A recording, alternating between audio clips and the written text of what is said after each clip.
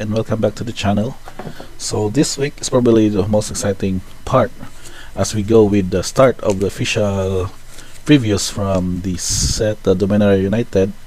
It was a whole lot of cards given with that live stream that they did last Thursday midnight. That's probably Friday early morning on Philippine time.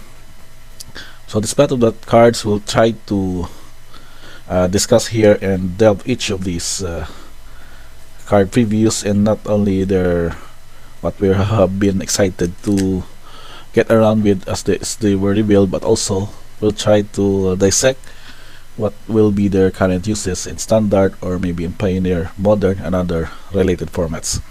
So to begin with, we'll go with probably the biggest news of the official spoiler reveal of the set was the reprint of Ileana of the Veil. So this one, as you can see here, this is the regular version. This is the borderless, probably the showcase version of the card. It has been an iconic card, as I remembered, back in Innistrad days in standard, way back, probably in 2011. And since it's reprint, probably the price would be stabilized, but I think the demand here would be increased because of Pioneer format and standard, which is going to be having this in most of the decks, of the black based decks, probably in Rakdos and maybe Grixis, or I'm thinking of Reanimator's decks that will mainly benefit for its discard effect, and having also a utility card to fill your graveyard and also a removal incense. So being the reprint, I'm glad that we have to play this again after almost a decade of after it left standard.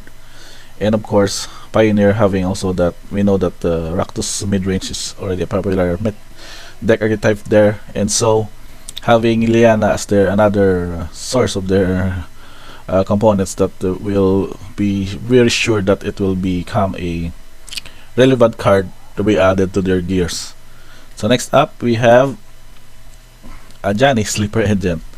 So sadly, Ajani became a part and vital Planeswalker of the Phyrexians and has become a spy itself. So we'll check its ability. If you remember, after Tamiyo became completed and Kamigawa also, this one is the second Planeswalker that has been completed. So if you remind of the completed text, can be either be paid with the colors of green and white or 2 life. So if life was paid, this Planeswalker enters with 2 fewer loyalty counters. So given that it becomes a 3 mana cost for 2, it's not really that relevant, but since it can also have its +1 up ability to regain its loyalty counter, so we'll check reveal the top card of the library. If it's a creature or Planeswalker card, put it in your hand, otherwise put it in your bottom. So it's already a cardo in itself, in a creature based maybe token horde or creatures with ETB effects, in which you can dig up creatures from the top card of your library. So the -3 ability, it makes it putting counters up to 3 target creatures and having them vigilance. Reminds me of the first version of Ajani Goldmane.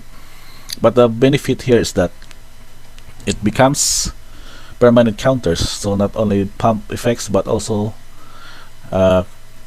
making them bigger permanently, and having those vigilance until end turn, it makes them a difficult wall after they made attack on its turn. And then the emblem, whenever you cast a creature or Planeswalker spell, target opponent gains 2000 counters. So basically an alternate way to win via poison counters, but it's not quite unusual for a creature type deck in which the main theme of just purely attacking the basic life and then winning later on with poison counters. It's quite unusual, but nevertheless I think this will be a very strong archetype, since colors will be supported for Jetmir and just purely for green white based aggro decks, in which you can also could be also a good splash for if you ever have mono white humans or green white humans in Pioneer. This is can also a good addition to this lineup. Next we have Braids, a Recent Nightmare. This is a 3 to cast 3/3 with this ability, improved version of her ability, that the Abyss. And before, because the original Braids back in Odyssey has a carbon copy of the Abyss, but this one, at the beginning of your end step, you may sacrifice an artifact, creature, enchantment, land, or planeswalker. And then if you do, each opponent may sacrifice a permanent that shares a card type with it. And then for those opponents who does not able to do it, they will lose 2 life and you will draw a card. So this is basically end of turn and end step trigger, which makes it gets you a few window to deal with it with the instant removal before it triggers. But nevertheless, whenever you get decks that has several ways to have them sacrifice the same card type, which is unusual mostly in the build. For example, if your purpose here is just to have them lose 2 life in your draw card, you can basically sacrifice artifacts like, for example, treasure tokens, blood tokens, in which you will not be able to sacrifice a permanent that shares a card type with it. So it's basically by situational setup wherein you can have them sacrifice that the same card type with it. But nevertheless, this is also interesting build. I think not really familiar with what decks can have it fit, but maybe for some of mid-range or the animation decks, or like for example zombies, like wherein you can just basically return a creature again or casting them from the graveyard, can also a good fodder for her end step ability. So next up we have the Ravenman. So it's 2 to cast 2/1. The lore character from back in Liliana's history, which has finally became a card by itself. So at the beginning of your end step, if a player discarded a card this turn, you will create a 1/1 black bird creature token with flying, in which this creature can block. So its activation ability, pay for 3 colorless and 1 black. Tap each opponent, discards a card, and activate it only as a sorcery. What's good here is that it can fit well in a purely discarder deck, in which it can have its own creature source. Remember, it has the same ability similar to that of a Bitter Blossom, but the need of having its player discard a card this turn is just the only thing that it can trigger. But the good news is that it can also have an ability that makes them discard by this one. Unfortunately, it's quite costly to cast on its own. Maybe you can just attack for 2 and then have a post-combat Thoughtseize or Duress to have your opponent discard a card, and at the same time it will trigger this ability to get a black bird token for 1/1 as additional threat for your board. Basically, I think this is for purely discarded deck, mono black discard, or if there is still the 8 rock decks in Modern, I can think this is a good addition to their lineup, since it is also good to drop. It is cheaper to cast, and at the same time it is a creature threat generator to its own, wherein also a bonus producing setup.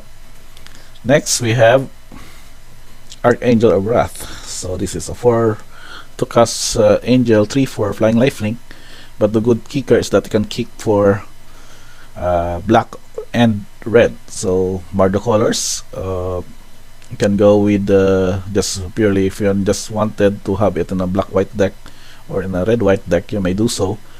Since if you're able to kick this one, it deals 2 damage to the target, a bonus 2 damage, and gain 2 life. But if we were able to kick it twice by paying black and red, it will deal 2 damage to any target again. So basically that's 4 damage of up to 2 targets, and gain 4 life in the process. It's also all good for up in its own, since can just basically evade and gain life to mitigate the life loss if ever for an aggro deck. But sadly, the kicker cost might not be really needed if you are going with, for example, a mono white aggro deck. But we'll see if this one will have another build. I think for a mid-range Esper or Bless of Black White.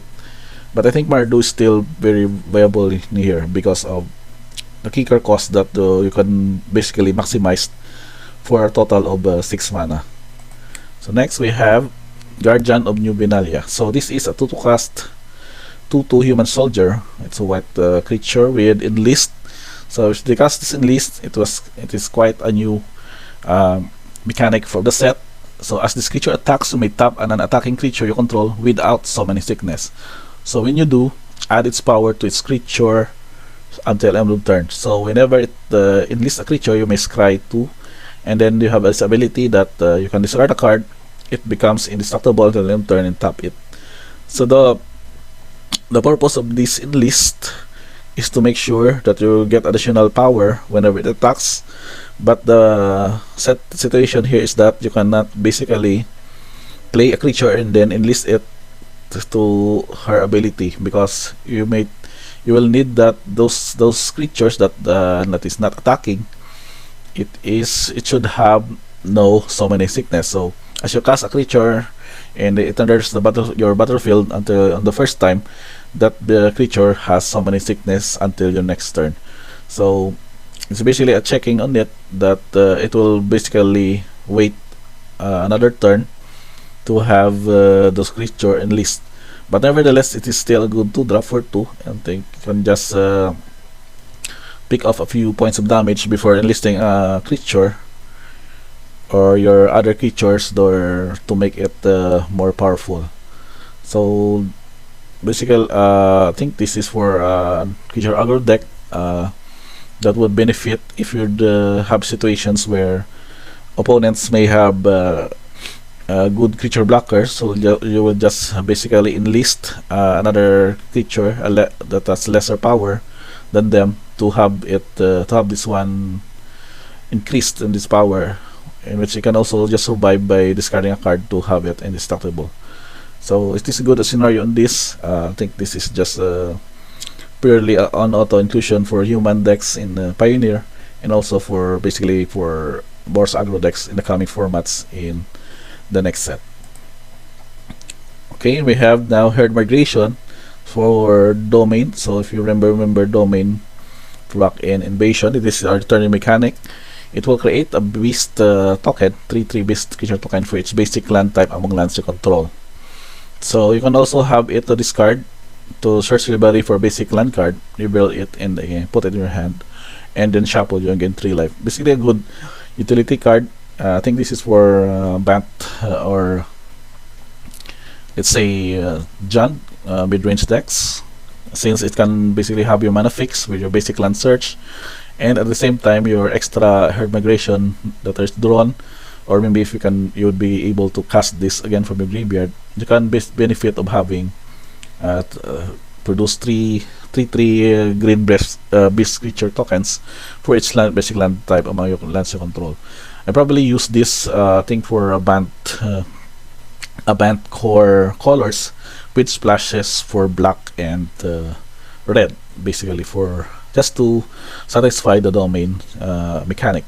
It's a good card, but not. I'm thinking it's not really a utility card in itself, but I think it would not really hit that much in most decks for maybe for standard or pioneer in the setup.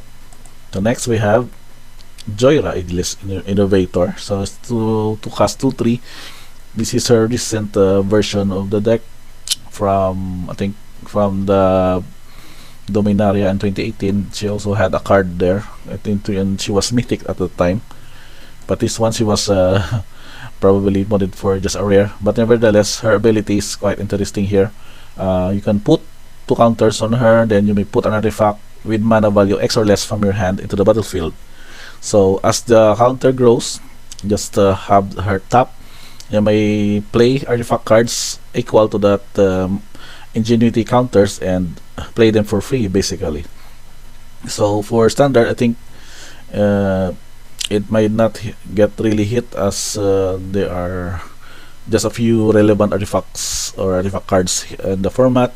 But maybe for modern or pioneer, she will definitely have a good slot here, since you can just have your artifacts played for free, and at the same time utility creature, wherein having these ingenuity counters is very relevant. So if there's a way that you can have her untap, then you can just basically have the number of ingenuity counters twice in that certain turn. Okay, so next we have Wrath Featherlight Starwart. She's 2 to cast 1/3.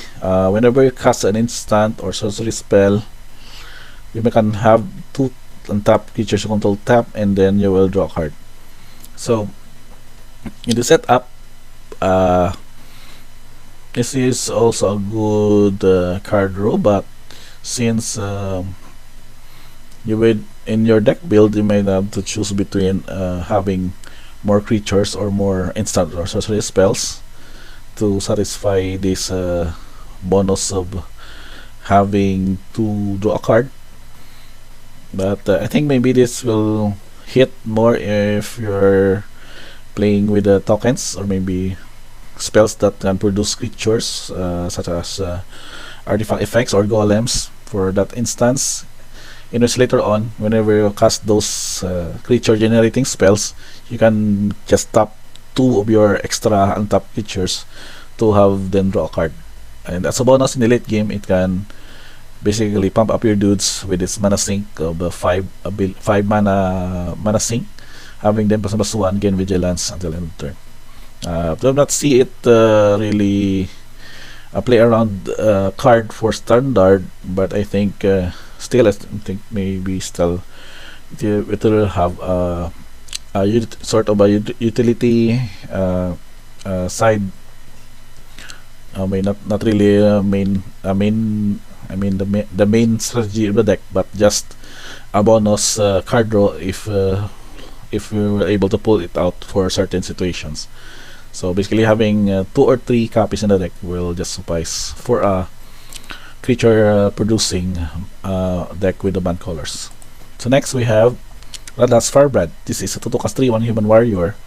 So I think with this lineup already, she can basically included in the red green or red mono red aggro on the post rotation of standard. So whenever her attacks, target creature defending player controls with power less than Redness Firebrand's power can block it. So you can basically get past again random 1/1s or 2/2s that will be able to trade. But the bonus domain, it can get to activate the pump. But since playing only one, for example, you are playing only for mono red or red green, her ability is not really that relevant in the setup. Okay, so at least you will get 2 to cast 3/1 that can initially evade for extra early damage, is still relevant for any aggro deck in the setup. Okay, next we have Shali's Acolyte, 5 to cast 3/4 kicker for 2 with green. So it was kick, and then there's a battlefield with 2 +1 counters. That's basically a basic 5-drop in itself, but I think it's not really strong unless you're going with green-white counters, in which you can basically have creatures that has counters on them.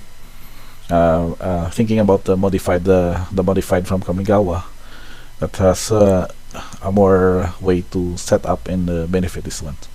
So just a good 5-drop in a sense, but not really relevant in most gameplay in this and constructed formats. Okay, now we have Sheoldred Apocalypse. This is the regular frame version, and this is the showcase Tainted Glass version, which I think this is basically the best Tainted Glass version of any Phyrexian Praetor, and also a very good art to depict in a playmat. So her ability is 4 to cast 4/5 Death Touch, that whenever you draw a card you gain 2 life. Whenever an opponent draws a card, they will lose 2 life. So it has several interactions as I've read from several sources online. One of its combo is from Divining Top and the card from War of the Spark. The I forgot the tome. I think this is the black artifact card that lets you play cards from the top of your library by paying your life. So whenever you draw a card through the Sensei's Divining Top, so you gain 2 life in the process to put the top on the top card of your library, and then if you play it through the tome, you will just only pay 1 life to cast it, and then use her ability again to look at the top 3 cards of your library, or just basically draw a card for that matter, and then put the top again on the top card of library. So in that the same process, you gain 2 life, you pay 1 life, you gain 2 life, and you pay 1 life. So basically you can draw out your whole of your library and gain a life equal to the remaining cards. Basically if you draw a card, you gain 1 life, then, or as to what the whole library composed, you can just basically draw it up and do whatever combos that you may have in that turn.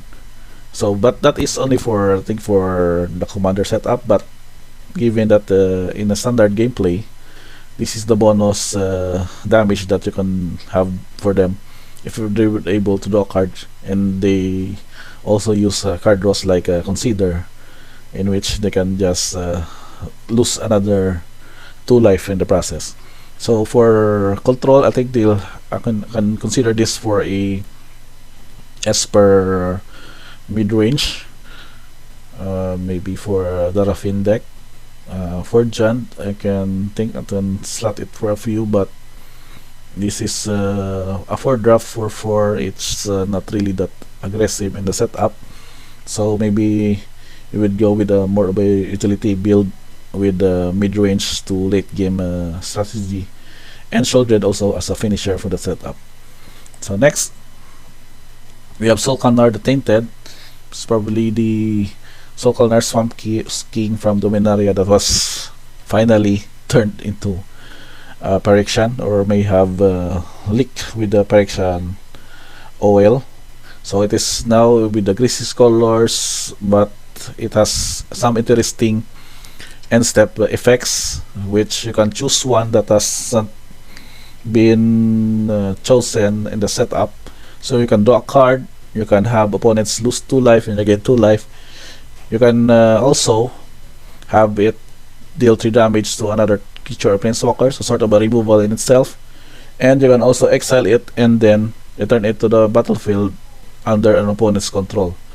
So at the same time, I think if we can fulfill all of these 3, it becomes probably a traitor in the setup, because it will return to the battlefield to an opponent's control. So it's still a good utility card, which you can later on bounce, or you can blink it to refresh those triggers that you have done to your end step. It's still a good card nevertheless, but I would still consider those cards that has ETB effects rather than having to end step then draw a card. So probably Grixis, this is for Obscura's build in the mid-range to control setup. Then next we have Squee, Dobbys Monarch. So Squee is back again in this setup. I think I remember him back in Mercadian Mask as I was still starting Magic. So its ability now is more interesting, and it is a 3 to cast 2/2 haste that whenever it attacks, it will create a 1/1 red goblin creature token that is stopped in attacking, and it is sort of a mini version of the Den of the Bugbear, if you remember that manland, the popular manland from AFR. So may pay 4, it will attack, it will create the same ability of creating a red goblin creature token 1/1, but the only difference there is that it is 3/2 in its power toughness, unlike this one that it is just 2/2. But the additional ability of its squee is that you may cast it from your graveyard by paying 4 and exiling 4 other cards from your graveyard rather than paying its mana cost. So if able to, it was dealt with early on, or it may have been discarded to your graveyard, you can just pay 4, so 3 colorless, any color, and red to cast it along with exiling 4 other cards from your graveyard. So this is the Tainted Glass version showcase. Still very interesting. I think I will still have it in the mono red or red green version, and probably for other utility cards, or if you would ever build a red based control deck, this can also fit well because it can create an army on its own that is basically attacking and producing more goblin tokens every turn. So now we have Soul and Wind Grace. It is of the June colors, one of my favorite colors of the game. So 4 to cast, 5/4. So whenever it enters the battlefield or attacks, you may put a land card from the graveyard into the battlefield tap under your control. So this is good for fetch lands, which you can basically fetch early on and then put it back again to the graveyard tap under your control. And the way to also put the lands there is that you can use these abilities. You may pay green, discard a land card, you gain 3 life. You pay 2 red, discard a land card, draw a card, and then you may pay 3 for black, discard a land card. It becomes indestructible and tap it. So it is a good way also to utilize this card. You have card draws for red, you have indestructible for black, and 3 life for green. So what a way to have a utility card in late game in which your extra lands are being used as a fodder for it to activate its ability. So good for June mid-range, June control, or any June the late game ability and setup in this deck. So we have now Sphinx of the Clear Skies, a 5 to cast 5/5 mythic with flying ward. So if define again ward, it becomes target to its ability or a spell. The opponent or the target must pay 2 in addition to its mana cost, or that spell, or else the spell will get countered.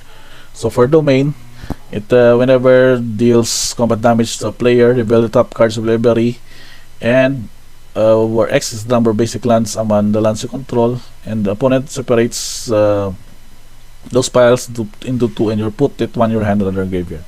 So basically Fakar Fiction ability in a domain, but it would still depend on the number of basic land types among your lands. So if ever we go with the domain deck in a domain control scenario, you can have this as your sort of a card draw for your setup, and also good to cast, since having only 5 for it to go online, and its ability to just attack every turn and deal combat damage to have her domain ability triggered ability activated. Next, Territorial Maru, another domain card which is just basic, still adapting the Maru ability, wherein the power toughness is equal to the twice of the number of basic land types among lands you control. So auto inclusion for a 5-color domain deck, but not really relevant in other 2 colors, are just monocolored type of setup. Then the Facing of Zhalfir, this is what they called as the Blue Wrath of God, as the new ability, read ahead. So by its definition, you can choose a chapter and start with that many lore counters. After the one you draw step, skip chapters, don't trigger, and then sacrifice after 3. So can basically, if you cast this one, you can basically go ahead to 3, wherein you will destroy all creatures, and then for each creature destroyed this way, its controller will put a 2/2 black protection creature token. So sort of a replacement effect, but nevertheless the ability is basically a Wrath of God, or a forgot the other one. This is just a sweep, a white sweep for the setup, but it's just a color blue, and it has the Saga setup for the effect to trigger. So we'll check another land permanent faces out. It can face in as long as you control Facing of Zhalfir So it's basically saving your own permanents or your own creatures from this if you would want them effective on these destroy effects. But it's still an interesting one because it can also phase out threats, for example enchantments or any other planeswalker that may have be a threat to your opponents. You can basically phase them out so that they won't be able to use it for their turn. So still interesting build. It's blue. It's the first time for have a blue to have sweeper effects on this one, but not really that relevant because creatures are still replaced in the process of after sweeping them. So basically at most, if there are large high powered creatures, then you can basically have them sweep and replaced with a bunch of tutus. So next, I think this is going to the last of our slides. We have Sur Eternal Schemer, the same casting cost of Esper, and still 1/4 in this price. It is flying. Enchantment creatures you control have the touch lifelink and hexproof. It's good for an enchantment-ish build. For standard, I think they would not really have this effect because they cannot. There's not enough enchantment creatures or enchantments that may have to benefit with their setup. But as long as you can have its ability that wherein it can target non-aura enchantment you control becomes a creature to its other type. It has base power and base toughness each equal to its mana value. This can also a good scenario or this wherein you can just use several enchantments and turn them to creatures later on with source ability. So interesting take. Various formats can very benefit of this one as long as more sets are included, maybe for modern, for legacy. This is also a good setup wherein you can produce a lot and have this activated for your late game, wherein you will have enough mana to have its ability activated several times. So last 3 slides as we go in this review. We have the world spell. So it's a 7 to cast mythic. It's saga with a read ahead ability again. In what's interesting here is that it is a slow, it's like a slow version of a Totenel ability, wherein you can look at the top 7 cards of library. You may reveal an unsaga permanent card from among them. You put it in your hand and put the rest in the bottom random order. You can basically trigger this one twice before you go with the third ability that you can put up to 2 non-saga permanent cards from your hand into the battlefield. So if you can read ahead, you can basically pay 7 only to put those 2 non-saga permanents for free if ever you have them in your hand. And I think good targets here in standard are example Titan of Industry, maybe some new Baloth cards from Dominaria United if you ever would see one, and also some if ever there are relevant enchantments that or planeswalkers that you can just basically put out in the battlefield for free this ability. So I think this will be, we'll see gameplay in a ramp-ish type of deck with an additional control or planeswalkers for the late game, and Titan of Industry as its own creature threat that's you can basically cheat out with the world spell or basically cast them out for the next turns. Okay, we have Nemata. This is the last 2 slides, last 2 picture previews for this one. For to cast 3 for Golgari colors with reach. So if your creature opponent controls would like, select instead, and then you create a 1/1 green spouse supporting creature token. It's a similar setup with that of Kalitas.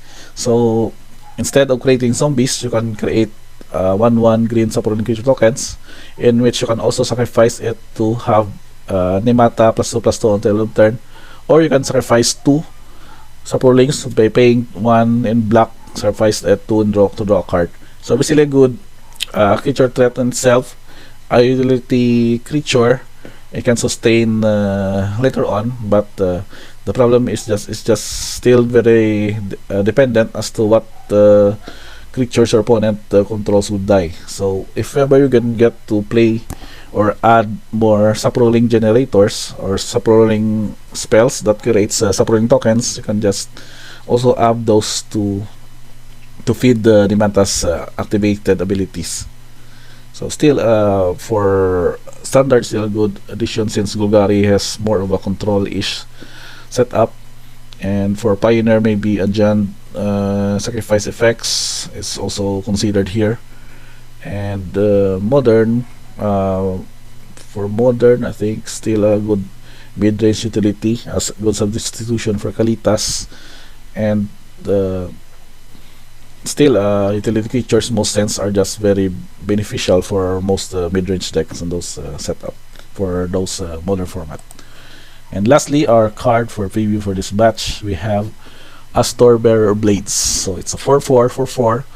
Enters the battlefield, look at the top 7 cards with library, and you may reveal an equipment or vehicle card among them.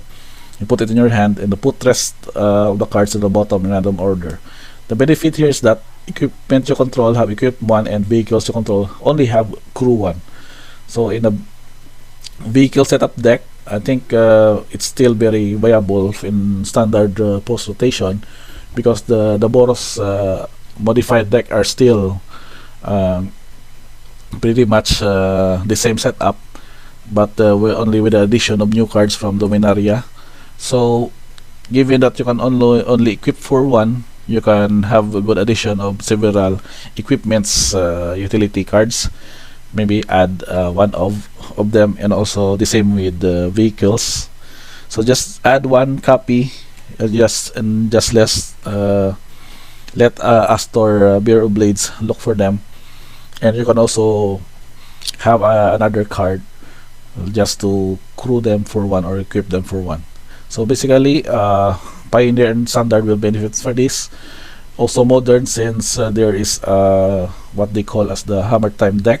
This is also a good card to have that, but the cost is only just very steep for Modern scenario, since Modern decks are usually goes beyond usually goes beyond 4 mana to have their utility cards. But nevertheless, can still consider this in the Hammer Time decks to add to their lineup to be able to check on these cards that they can fetch from Astor's ATB ability.